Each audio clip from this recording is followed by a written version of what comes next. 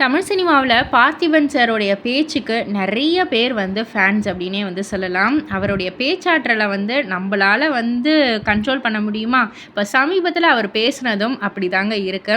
ஏற்கனவே இப்போது தனுஷ், மிர்னால் தாகூர் இவங்க 2 பேருக்கு நடுவுலையும் ஒரு ரிலேஷன்ஷிப் போய்கிட்டு இருக்குன்னு கிசுகிசுக்கப்பட்டுச்சு. அதுக்கப்புறம் வந்து அதெல்லாம் வந்து பொய்ன்னு மிர்னால் அவர்களே சொல்லிட்டாங்க இல்லையா? ஸோ அதோட முடிஞ்சிருச்சு. இப்போ பார்த்திபன் சார் வந்து சமீபத்தில் என்ன சொல்லியிருக்காங்கன்னா, ஆக்சுவலாக வந்து இட்லி கடை படத்தில் வந்து அவர் வந்து நடிச்சிருக்காரு.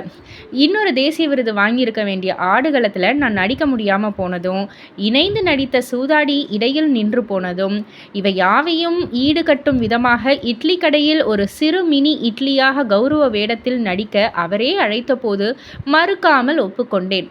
நேற்று டப்பிங் நிறைவு பெற்றது. இரும்பினும்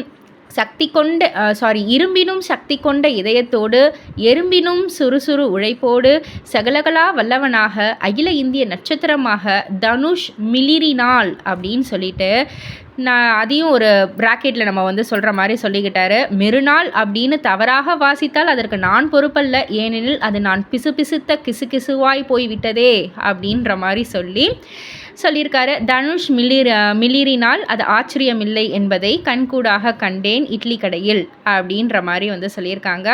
அப்புறம் அக்டோபரில் வந்துவிடும் அப்படின்ற மாதிரியும் சொல்லியிருக்காரு. அவருடைய இந்த கேலியும் கிண்டலும் நக்கல் நயாண்டி பேச்சுக்கு நிறைய ரசிகர்கள் வந்து இருக்க தான் செய்கிறாங்க. பட் இருந்தாலும் முடிஞ்சு போன விஷயத்தை எதுக்குப்பா திரும்பவும் இப்போ அப்படின்ற மாதிரி தான் ரசிகர்கள் கொஞ்சம் கேள்வியும் கேட்டுக்கிட்டு இருக்காங்க. இதை பற்றி நீங்கள் என்ன நினைக்கிறீங்க? உங்களுடைய கருத்து என்ன அப்படின்றத கீழே உள்ள கமெண்ட் பாக்ஸில் குறிப்பிட்டு சொல்லுங்கள். அண்ட் மறக்காமல் சினி வேர்ல்ட் சேனலை சப்ஸ்கிரைப் பண்ணி பக்கத்தில் உள்ள பெல் ஐக்கானையும் கிளிக் பண்ணிவிடுங்க.